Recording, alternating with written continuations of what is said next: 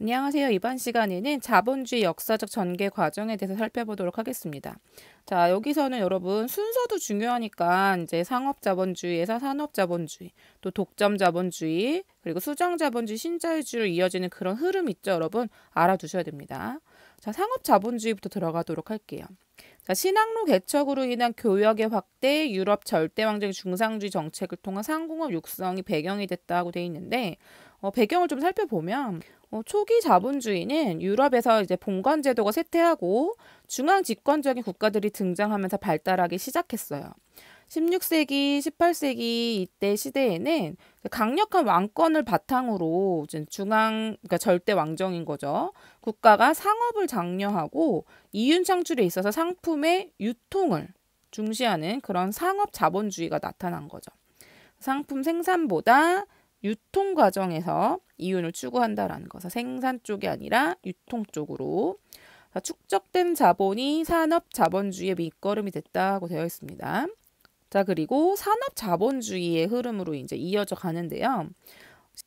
식민지 개척을 통해 유럽에서는 해외로부터 많은 자원이 공급되고 상품에 대한 수요가 증가하면서 대량 생산의 필요성이 커진 거예요.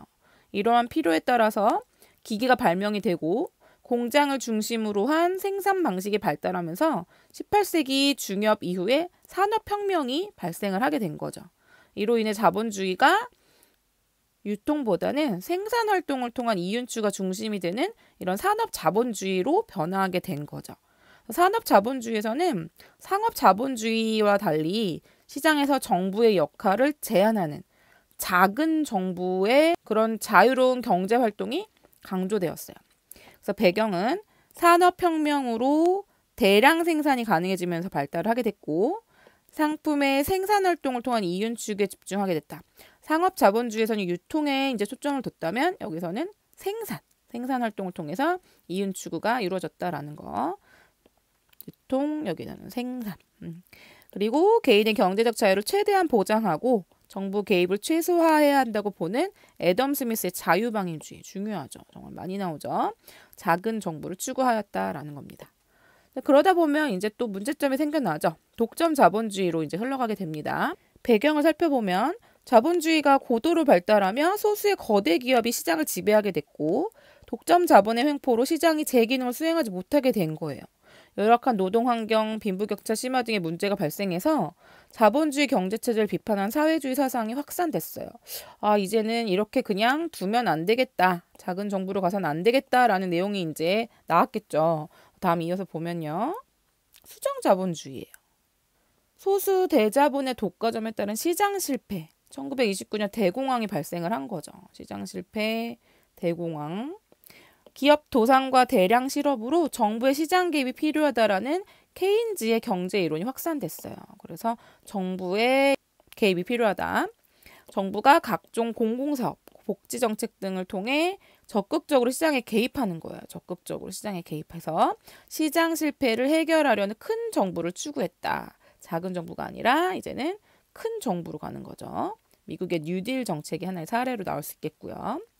자, 그렇게 하다 보니 또 1970년대 석유 파동으로 발생한 스태그플레이션에 대한 정부 대처의 한계와 정부의 시장 개입에 따른 비효율성 문제가 이제 대두되면서 정부의 시장 개입을 비판하는 신자유주의가 등장하게 된 거예요.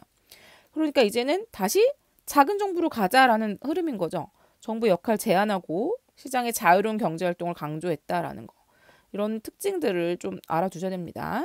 하이에크, 프리드먼 학자들이 이제 등장을 하고요. 정부 규제 완화, 공기업의 민영화, 복지 축소, 노동시장의 유연성 강화, 기업에 대한 세금 감면 이런 것들이 이제 신자유주의에 등장하게 되는 거죠. 한눈에 보는 자본주의 전개 과정을 살펴보면 상업자본주의, 산업자본주의, 독점자본주의, 수정자본주의, 신자유주의. 여러분 순서도 중요합니다. 이 순서도. 자, 중상주의 정책을 펼친 프랑스 루이 14세. 상업을 중시했다는 거예요. 중상주의 정책. 자, 국왕의 권력을 유지하고 영토를 확장하기 위해 많은 돈이 필요했기 때문에 돈을 벌 수 있는 그런 상업, 그런 유통을 중심으로 한 상업을 이제 강하게 추진한 거죠. 산업 자본주의로 갑니다. 이제 산업혁명이 일어나 생산 방식이 수공업에서 공장제 기계공업으로 전환되면서 대량 생산 체제가 갖춰졌다. 이제는 생산을 통해서 이윤을 창출하게 된 산업 자본주의입니다. 자, 이때는 산업 자본주의 시절에는 어땠어요, 여러분? 애덤 스미스의 자유방임주의를 떠올리셔야 됩니다. 작은 정부.